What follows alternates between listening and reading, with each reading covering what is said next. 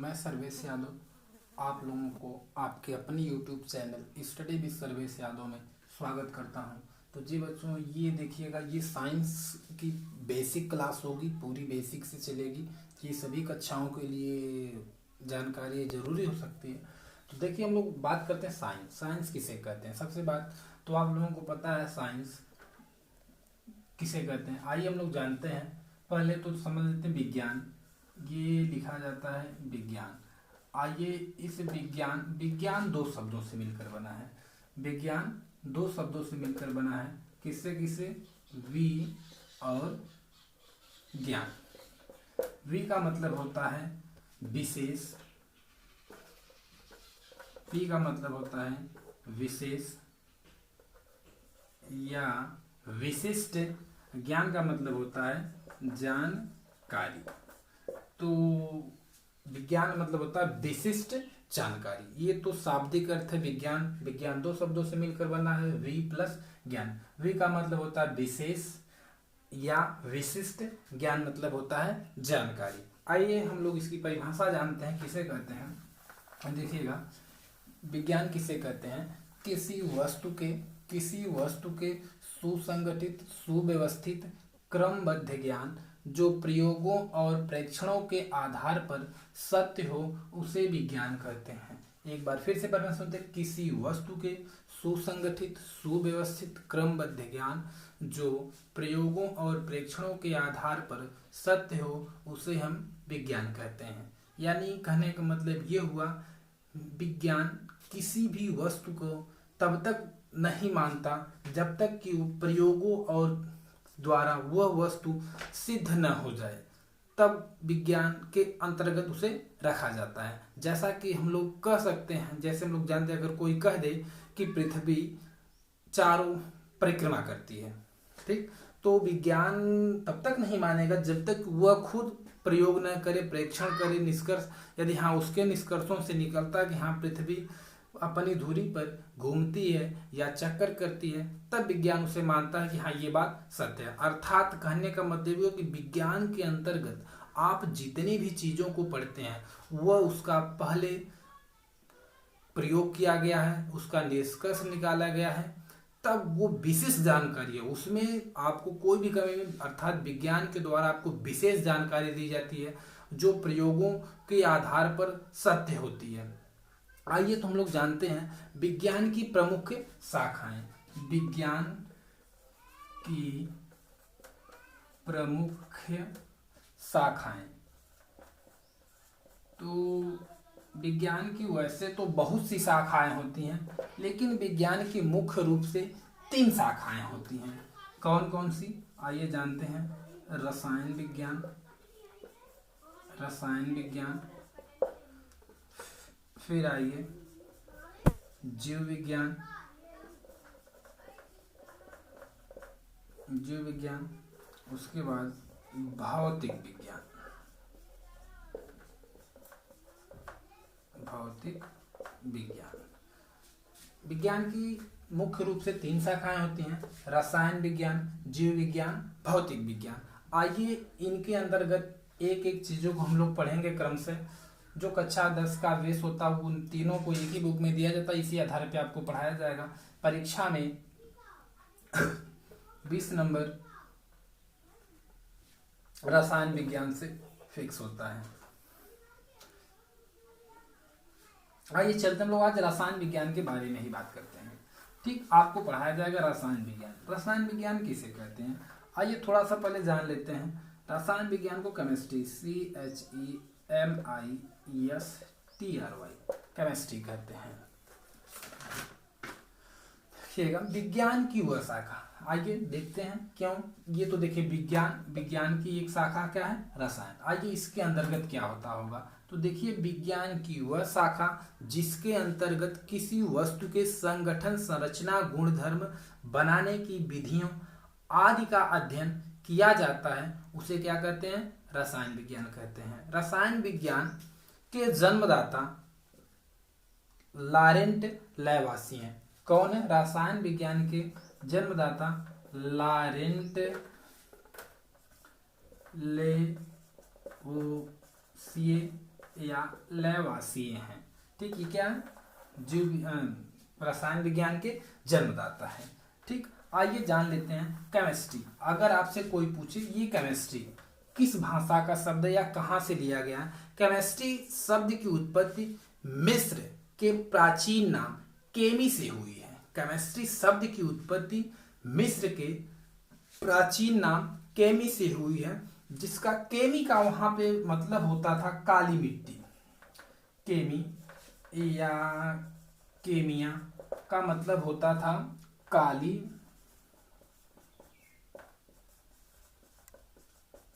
मिट्टी। काली मिट्टी। जैसे आपको कोई पूछेगा केमिस्ट्री शब्द की उत्पत्ति कहाँ से हुई, तो आप कहेंगे मिस्र देश में। केमिस्ट्री का मतलब क्या होता है, तो आप कहेंगे काली मिट्टी का द्योतक। अगर आपसे आगे चलते हैं केमिस्ट्री, ये तो बेसिक जानकारी। अब केमिस्ट्री में पढ़ने के लिए आपको तत्वों के बारे में जानना चाहिए। जैसे कि कक्षा 10 में, पिछली कक्षाओं में आप लोग पढ़े होंगे परमाणु, अणु क्या होते हैं, किसे कहते हैं, इलेक्ट्रॉन, प्रोटॉन, न्यूट्रॉन, ये सब आप लोग पढ़े। तो मैं वहां से नहीं, सीधे सीधे हम लोग आपको चलते हैं इलेक्ट्रॉनिक विन्यास से। क्या? इलेक्ट्रॉनिक विन्यास। आइए, इलेक्ट्रॉनिक विन्यास किसे कहते होंगे, लेकिन इलेक्ट्रॉनिक विन्यास करते किसे हैं? सबसे पहले आप लोग जानिए तत्व। ठीक, तो आप लोग तत्वों में जानते होंगे, मैं प्रतीक लिख रहा हूँ सीधे सीधे। यदि नहीं आएगा तो अगली वीडियो में आप कमेंट करके हमें बता दीजिएगा कि नहीं सर आप पूरी तरह से बोर्ड पे लिखा करिए, फिर उसी तरह। तो आइए देखिए, जैसे हम लोग जानते हैं hydrogen, helium, lithium, beryllium, boron, carbon, nitrogen, oxygen, fluorine, neon. आपको पता होगा हाइड्रोजन का परमाणु क्रमांक 1, हीलियम का 2, लिथियम का 3, 4, 5, 6, 7, ऑक्सीजन 8, फ्लोरीन 9, नियॉन 10 आते हैं। आइए हम आपको पढ़ा क्या रहे हैं, इलेक्ट्रॉनिक विन्यास। इलेक्ट्रॉनिक विन्यास। इलेक्ट्रॉनिक विन्यास किसे कहते हैं? किसी तत्व के परमाणु क्रमांकों का या इलेक्ट्रॉनों, किसी तत्व के इलेक्ट्रॉनों का विभिन्न कक्षाओं या उपकोषों में सही सही वितरित कर देना ही क्या कहलाता है? इलेक्ट्रॉनिक विन्यास कहलाता है। एक बार परिभाषा हम लोग फिर से सुनते हैं। किसी तत्व के, जैसे मान लीजिए यहाँ पे मैं लिख रहा हूं, किसी तत्व के परमाणु क्रमांकों का, परमाणु क्रमांक ये होता है जो नीचे ये परमाणु क्रमांक होता है, ऊपर ये जो लिखा हुआ ये परमाणु भार होता है, और ये बीच में तत्व का क्या होता है, प्रतीक होता है। ये ऊपर लिखा जाता है, इसे हम लोग कहते हैं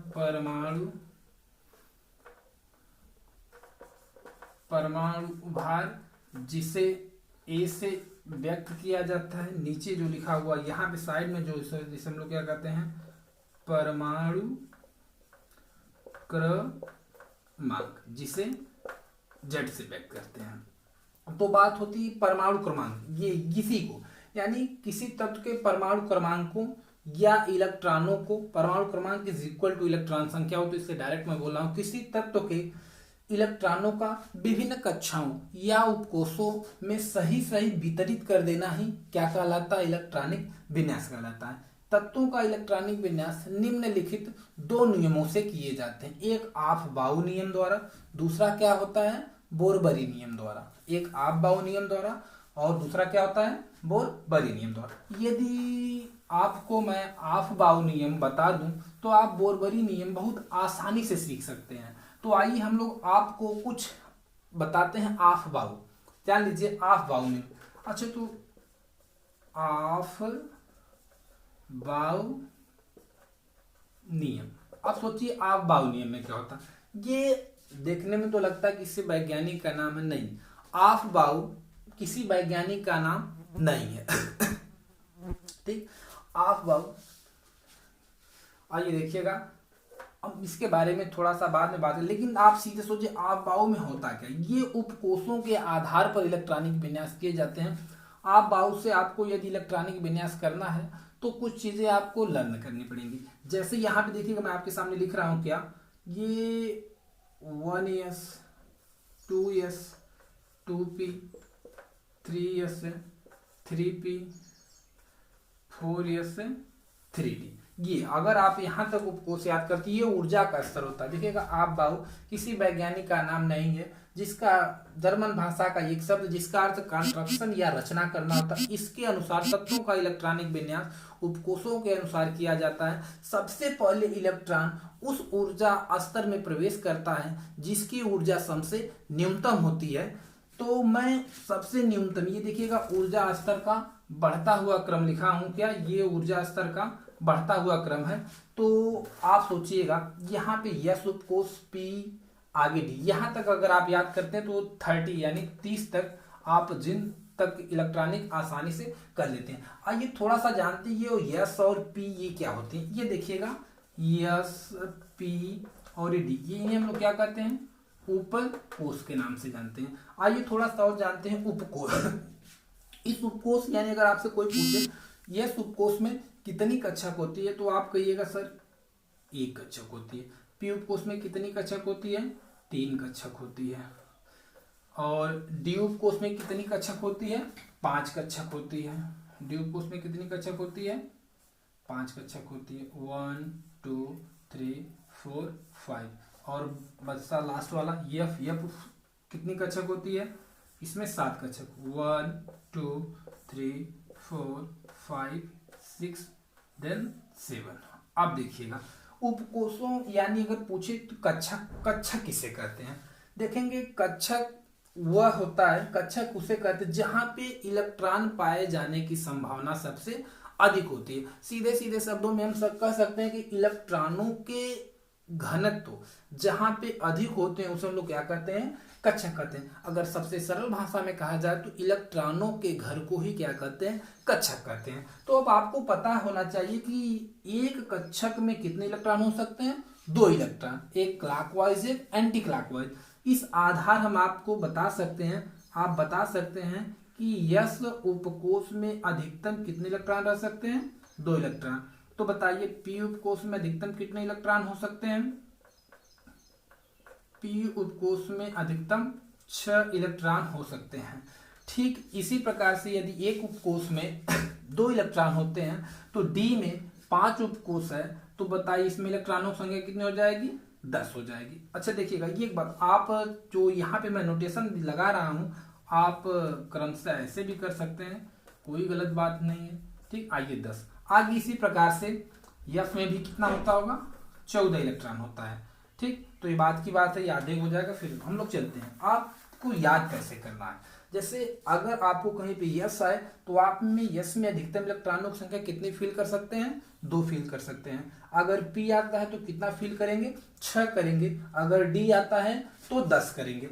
इससे अधिक किसी भी कीमत पे इन उपकोषों में कभी इलेक्ट्रॉन नहीं हो सकते हैं। यानी अगर यस आएगा तो 2 इलेक्ट्रॉन आपको फील करना है, अगर पी आता है तो 6 इलेक्ट्रॉन, डी आता है तो 10 इलेक्ट्रॉन। यानी मैं ये समझता हूं, आइए हम इस बात को ऊपर लिख लेते हैं थोड़ा सा, फिर आप लोग देखिएगा। जैसे ये ऊर्जा स्तर यहाँ पे 1s 2s 2p 3s 3p 4s 3d, ये मैं आपको 30 तक पढ़ाऊंगा, यानी 30 तक इलेक्ट्रॉनिक विन्यास जिंक तक करना सिखा रहा हूँ। ठीक, और आगे अगर आपको दिक्कत में यहाँ पे यस वाला बना लेता हूँ, पी और ये डी, इतने में आपका इलेक्ट्रॉनिक हो जाएगा।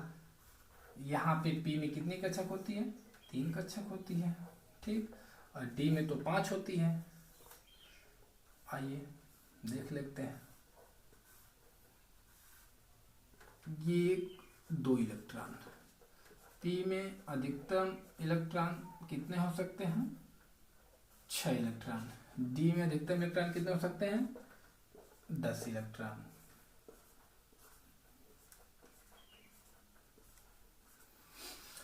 अब देखिए यस में 2 फील करना रहेगा, पी में 6 करना है, डी में 10 करना, ये अधिकतम है। अगर आप कम तो कर ही सकते हैं। ठीक, आइए हम लोग थोड़ा सा तत्वों का इलेक्ट्रॉनिक विन्यास अब करते हैं। जैसे आप करेंगे कैसे, बात आपको ध्यान से देखना है।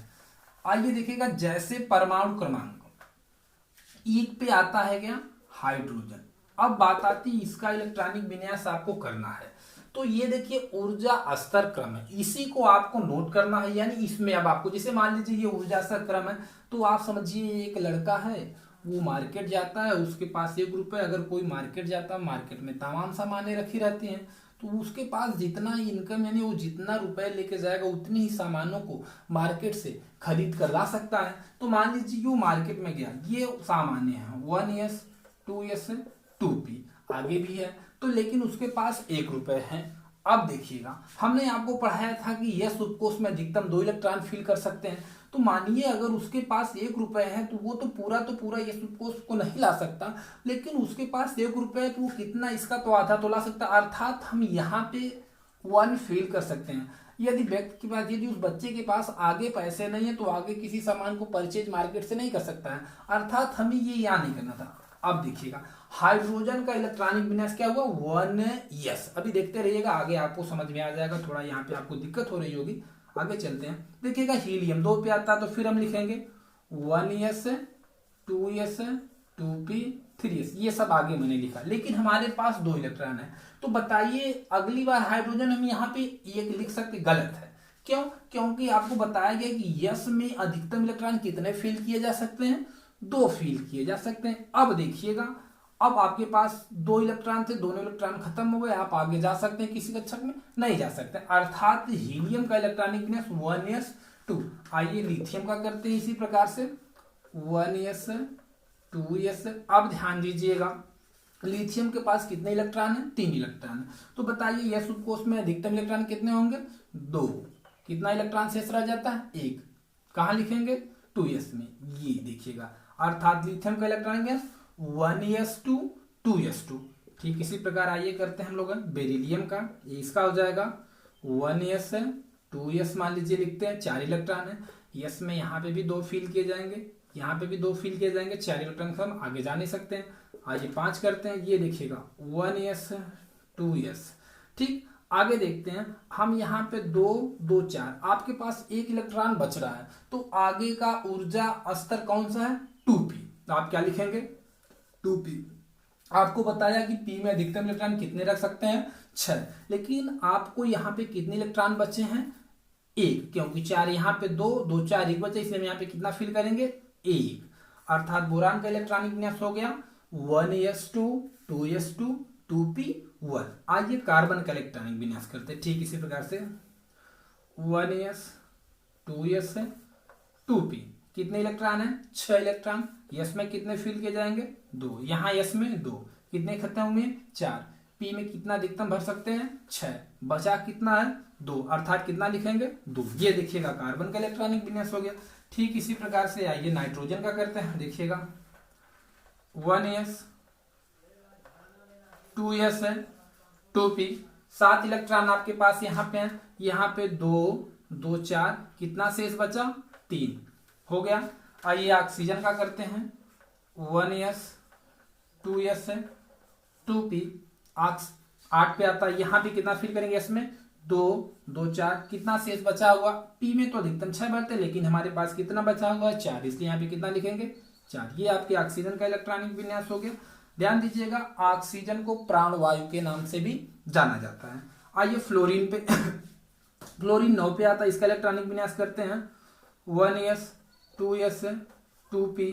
आइए 9, यहाँ पे s में 2 2 4, ये क्या हुआ, 5 बचा, यानी 2 2 4 5 9 खत्म हुआ। आइए 10 नियान का करते हैं 1s 2s 2p 2p। मान लीजिए हम आगे लिख लेते हैं 3s 3p, ये सब होता है, मान लीजिए होता है। तो आगे 10 करेंगे, तो बताइए पहले में कितना भरा जाएगा, 2 2 4, पी में अधिकतम कितने भरते हैं, 6 बचा है। पी में कितने भरते हैं, 6, तो 6 बचा। आगे कुछ बचा है, नहीं तो ये नहीं लिख सकते हैं। एक बात आप लोग यहाँ पे नोट करिएगा कि जिस भी तत्व का पी उपकोष पूरी तरह से फुलफिल होता है, अर्थात पी में 6 इलेक्ट्रॉन होते हैं, वह तत्व अक्रिय गैस होता है, सिवाय हीलियम को छोड़ करके।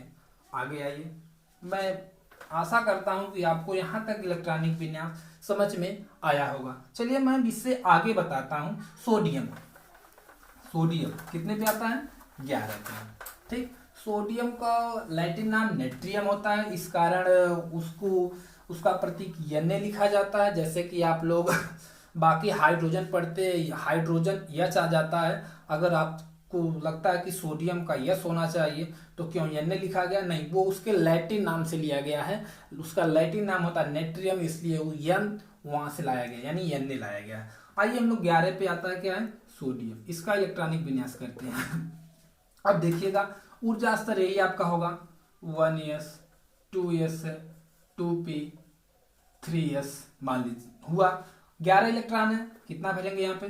2 2 4 6 4 10, कितना शेष बचा हुआ? 1। ये देखिएगा सोडियम का इलेक्ट्रॉनिक विन्यास हो गया। आइए सोडियम के बाद बात है मैग्नीशियम 12 पे, इसका इलेक्ट्रॉनिक विन्यास करते हैं। 1s 2s 2p 3s 3p। आगे लिख दी, मान लीजिए 4s लिख लिए, 3d लिख दिए।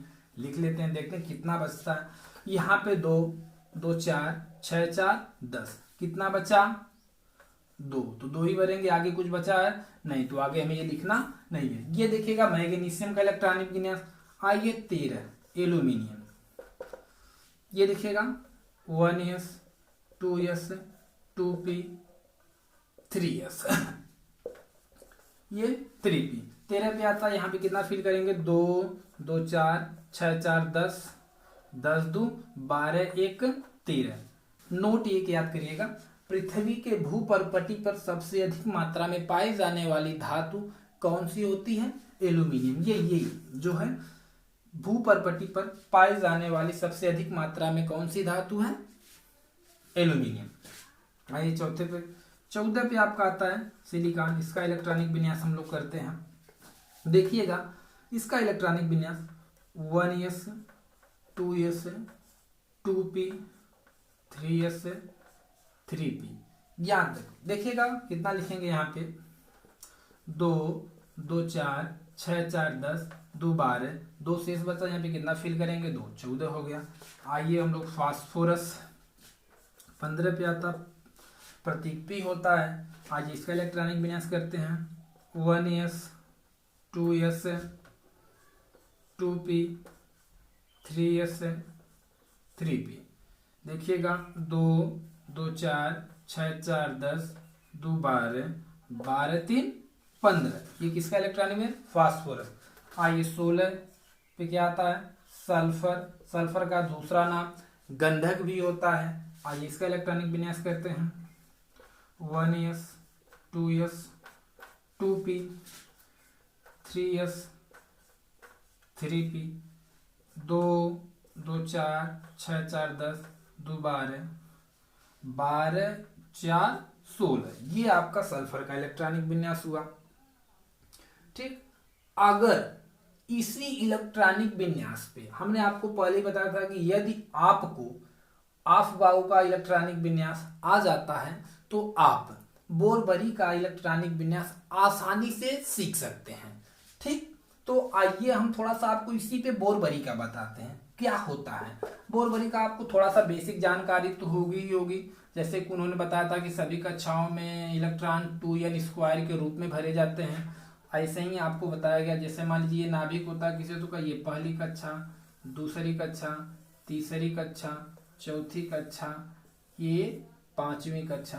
तो आपको पता है क्रमशः इनका नाम, ये नाभिक होता है, नाभिक N+p के योग से बना होता है, न्यूट्रॉन और प्रोटॉन से। और किसी तत्व का नाभिक धनावेशित होता है, जिनका नाम कौन सा K L M N वो कुछ भी रख सकते हैं। बोरबरी ने कहा था कि किसी भी कक्षक में इलेक्ट्रॉन किस नियम से भेजा जाए? 2n² के रूप में। अर्थात अगर हम 1 से शुरू करते हैं तो हो जाएगा 2 × 1² = 2। ठीक,